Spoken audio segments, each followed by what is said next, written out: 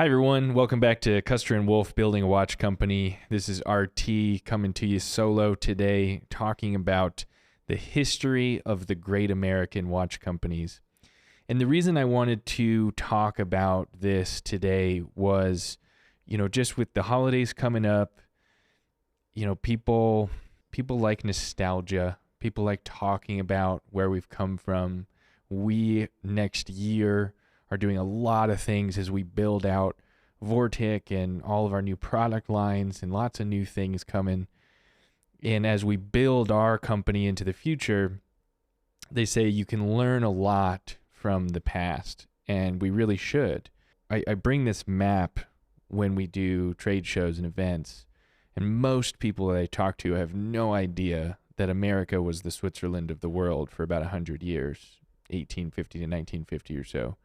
And they have no idea that these 10 great American watch companies even existed, much less that they made over 100 million pocket watches in the USA. So that's what we're talking about today. I'm excited to get into the history of these companies with you and just share why it's really important that we know where we came from.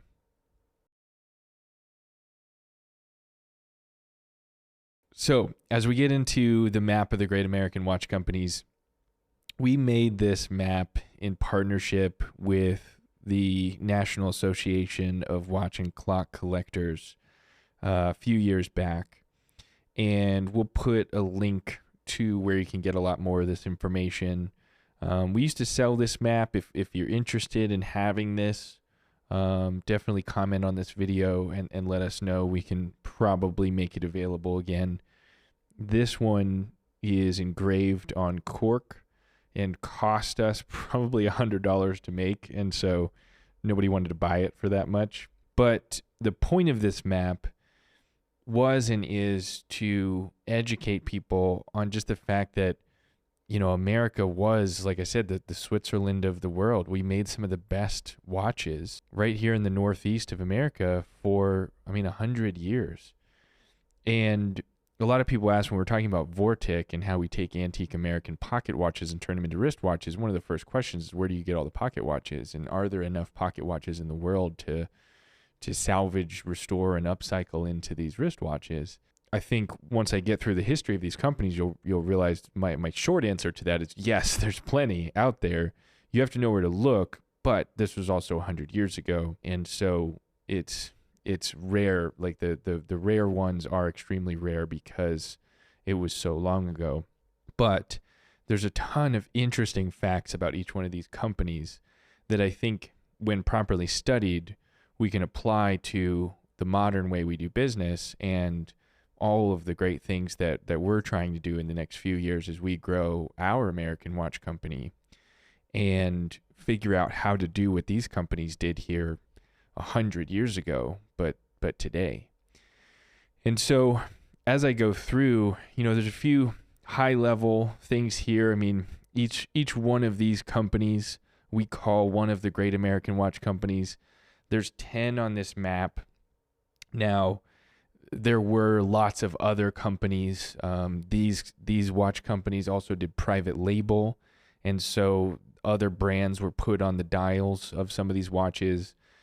If you had a jewelry store 100 years ago, you could have Illinois or Waltham Watch Company make a pocket watch with your name on the dial. So this is not an all-encompassing thing.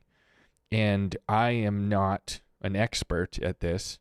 I've just done a lot of research and had a lot of conversations about this. So I'm going to just share some high-level stuff. And if you want to learn more, just post your questions underneath this video or send us an email at info@vorticwatches.com, and we'll make more content around this and put it on Vortic's YouTube channel. So if you think about this, all of these watch companies were basically from Boston to Chicago, and they were built near major railroad places, just because this is the 1850s-ish when a lot of this stuff started. And so we were talking about westward expansion. We were building railroads, and we needed to keep time on the go. Back then, the only way to tell time was a pocket watch and a clock. So this was the iPhone of the day. That's why there were so many made. The Howard Watch Company is really neat to think about. They made watches with different cases, different case sizes than a lot of these companies.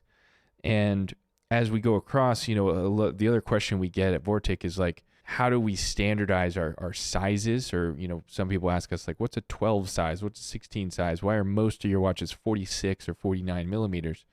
That's because we use those two sizes of pocket watch. Some of these companies didn't really follow that, and Howard was one of them. E. Howard is how it started. There's a lot of history in, from E. Howard to the Howard watch. But Howard Watch Company made a lot less pocket watches, and they didn't use the same case size as a lot of these companies.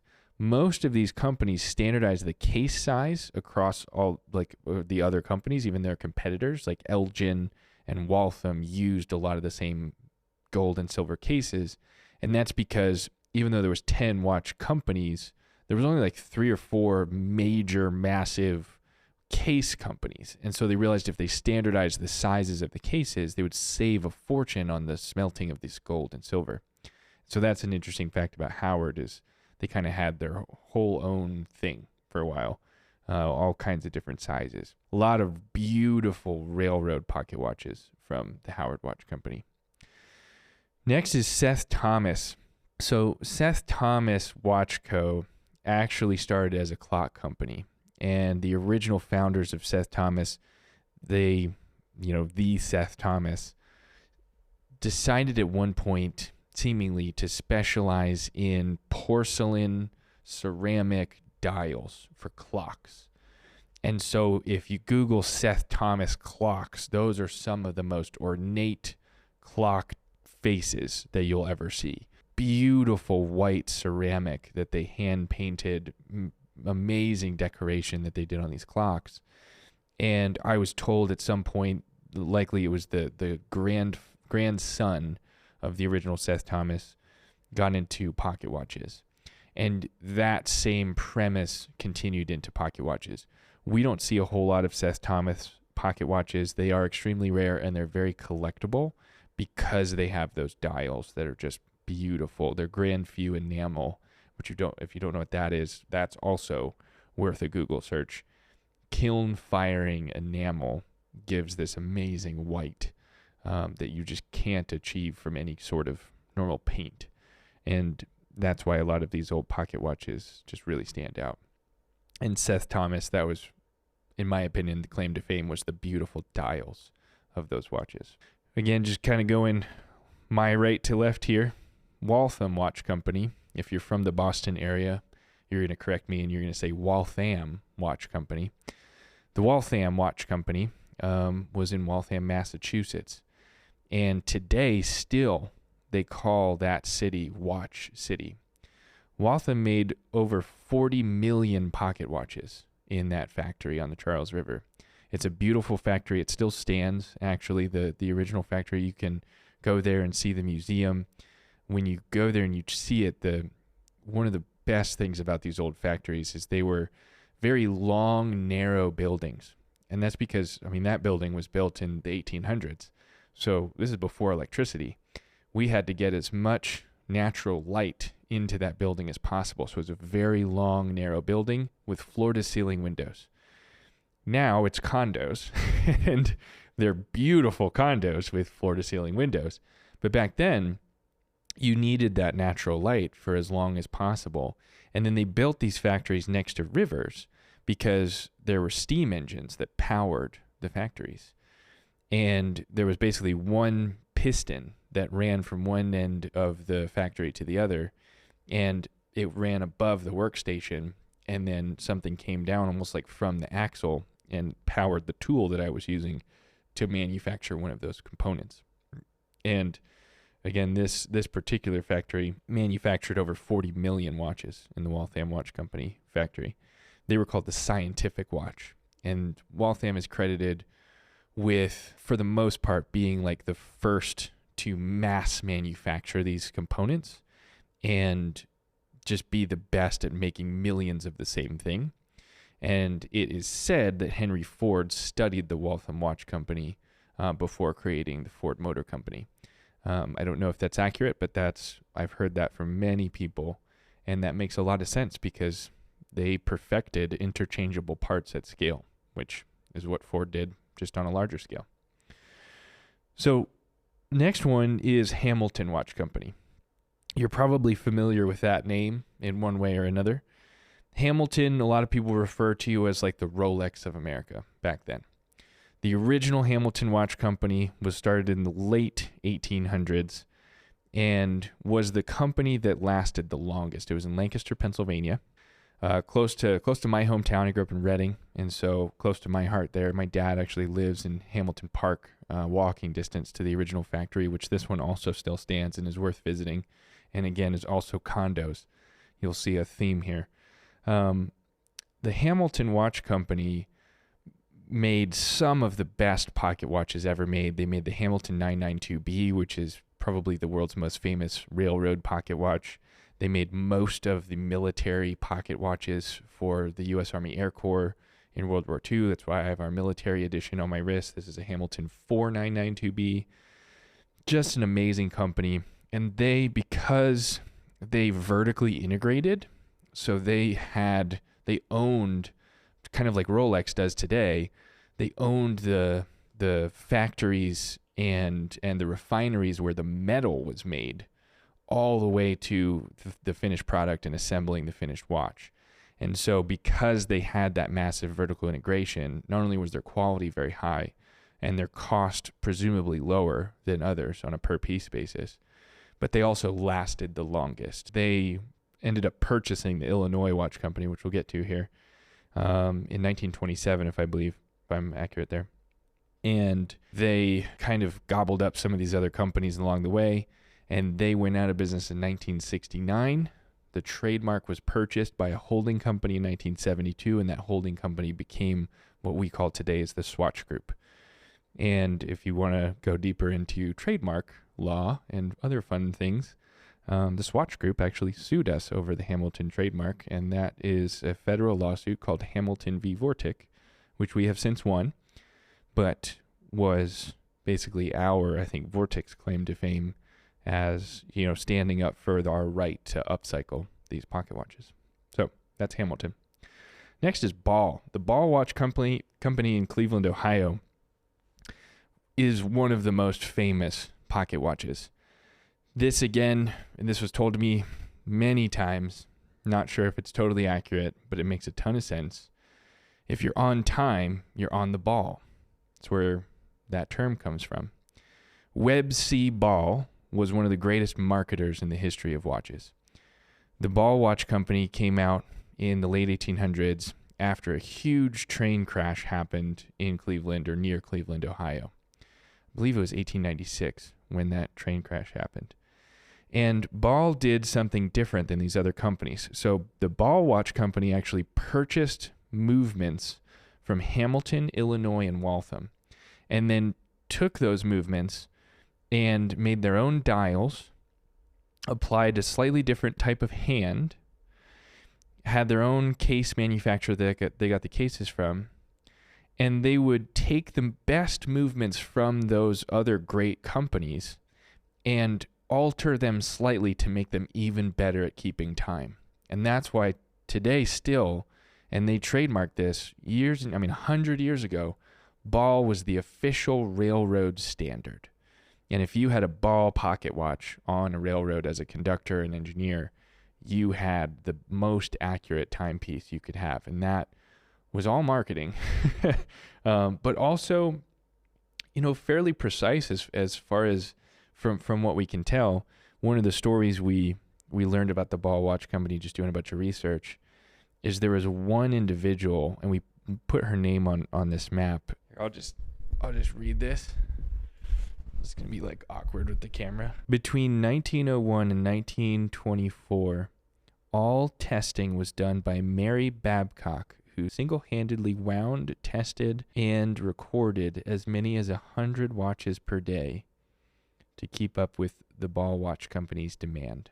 This woman personally quality assurance tested every single watch that came out of that factory for 30 years. And she was the only thing standing between the manufacturing of Ball Watch Company and the quality that they stood behind and all their marketing was about. If you're on time, you're on the ball. So fascinating, really cool stories about the Ball Watch Company. Next is the Hampden Watch Company. So some people call it the Hampden Watch Company. Some people call it Duber Hampton. So at one time, there was the Hampden Watch Company and the Duber Case Company. And at some point in this history, those two companies merged, or one was purchased by the other. We're not really sure. For that reason, since they could make their own cases, so they had all the gold and silver to make that, and Hampden was in Canton, Ohio, by the way. So in Canton, Ohio, they had these two factories, which became one. The cases were made here, the movements were made here, and then they merged it all together, and it was the Duber Hampton Company. They also manufactured some slightly different sizes. They did things a little differently because they could. They were in-house, right, with cases and movements. And that's always fascinating to be about the Hampden Watch Company. They also had some really interesting dials, and I love the fonts that they use on the dials. So if you look at the numerals and the way they wrote out Hampden on the face of the watch, it's different than a lot of these other companies, and they stood out in that way. It was a little more ornate. It was a little more script, a little more fancy, I would say, elegant in some ways, and subtle in other ways. And so I think a lot of people appreciate that. Next is Southbend. So Southbend, Indiana. The Southbend Watch Company allegedly was either purchased by or started by the Studebaker family from the Studebaker Car Company. Fun fact. And so Southbend is where, Studebaker cars were made, but also where these Southbend watches were made. The Southbend factory does not stand, and none of the factories since Hamilton still are there, unfortunately. But Southbend has a museum in Southbend, Indiana, that's about the Studebaker cars, and they have a couple of these Southbend watches. And then you can also find Southbend pocket watches that say Studebaker on the dial and the movement because they were made for the Studebaker brand. I just always thought that was interesting. Those are similar in quality for the most part to a lot of these other watches. They made them a little thinner, and they highly decorated these movements in a way that you don't see with another company besides maybe Ball. Ball did a lot of decoration like that, and Southbend did some amazing decoration on these movements. Next, we have Elgin. So the Elgin National Watch Company was the world's largest watch company. They made over 55 million jeweled movements in the factory in Elgin, Illinois, which is just outside of Chicago. Elgin was a powerhouse. They were like Swatch today, just pumping out watches. At one point, they had, I think, 4,000 employees in that factory. And tons of fun facts about Elgin. I mean, they were making watches for a very long time, 100 years of that company. I met the grandson of the last president of the company, and he told me a few stories from, his family and the past there. And one of the ones that I thought has nothing to do with watches, but, if you like business history like I do, if you've seen a street sweeper cleaning up the roads, and the next time you see one, you'll notice this. It says Elgin on the side. All around the world, there's these street sweepers called Elgin. And it's because at one point, the president of the Elgin Watch Company walked outside the factory and saw this gentleman with this contraption cleaning the parking lot of Elgin, because in the later days of this company, they had a huge parking lot for all these employees. And Elgin Street Sweepers, one of the first investors in that company, was the president of Elgin Watch Company, because he saw this man, cleaning the parking lot of Elgin and doing it very efficiently, and said, this is a fantastic idea. Like, you should make a lot of these. And today, Elgin Street Sweeping Company is still an independent company and a massive, hundreds of millions in revenue company. So check that out. Just really cool history from, Chicagoland, if you're into that.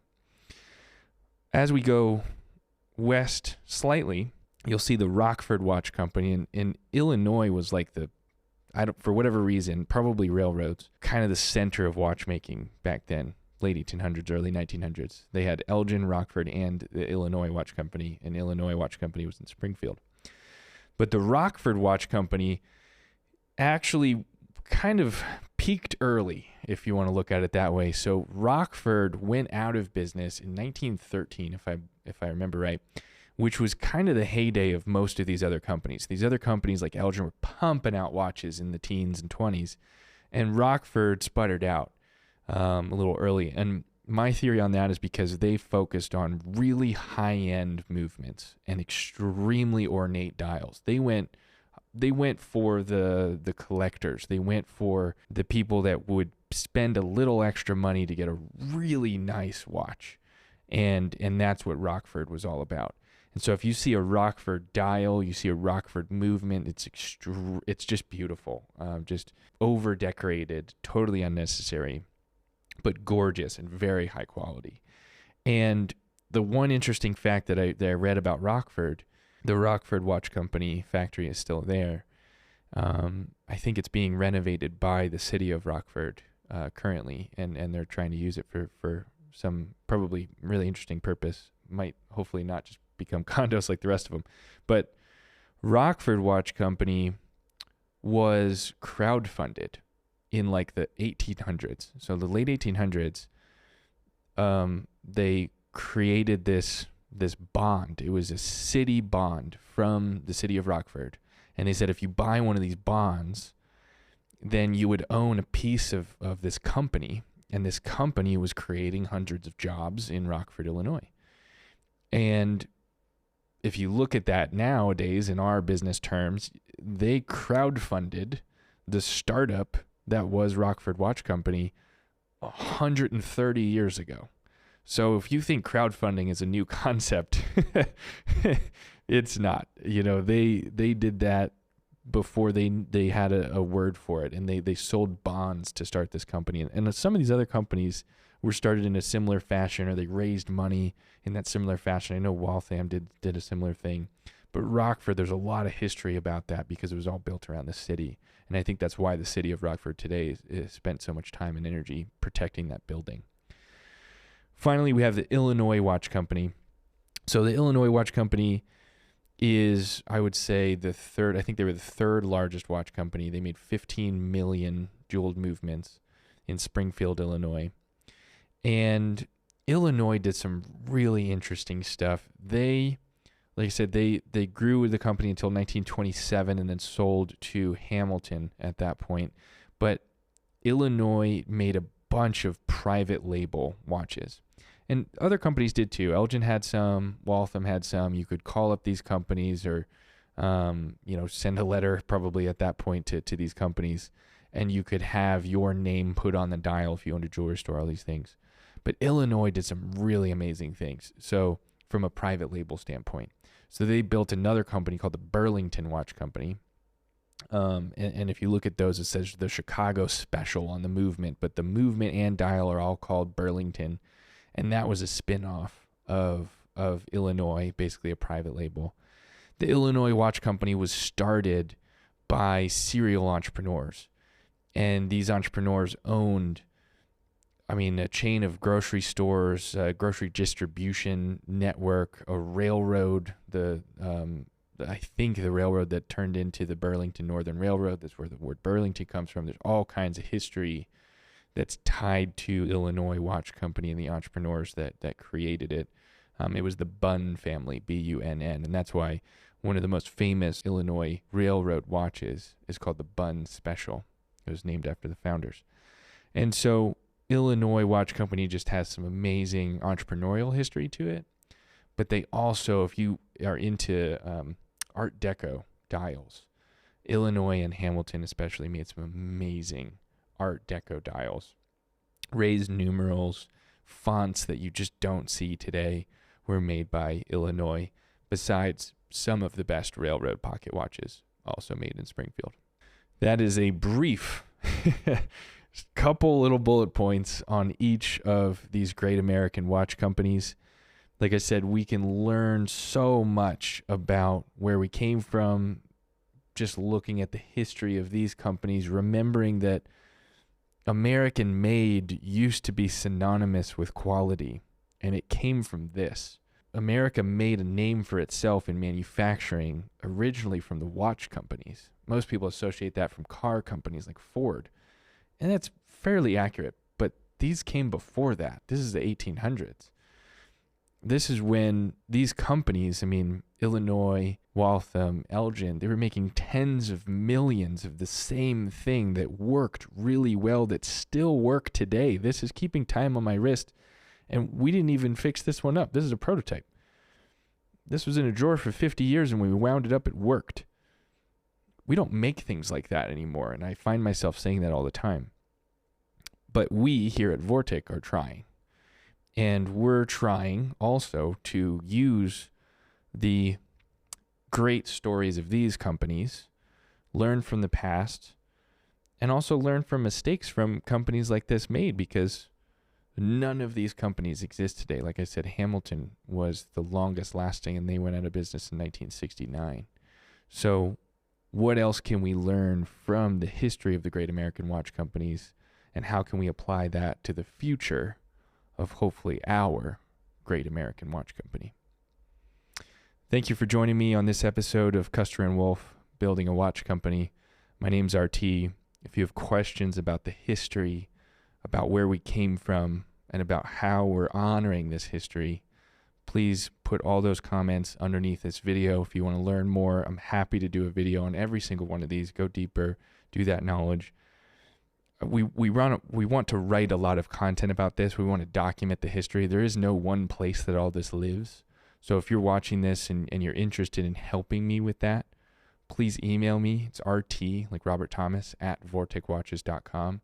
I'd love to have a writer, anyone that knows the history, like a historian about these watch companies. I'd love to connect with you and go deeper and document that history before it fades off into the past. I feel like that's really what we stand for, and what we're trying to do here is preserve American history one watch at a time.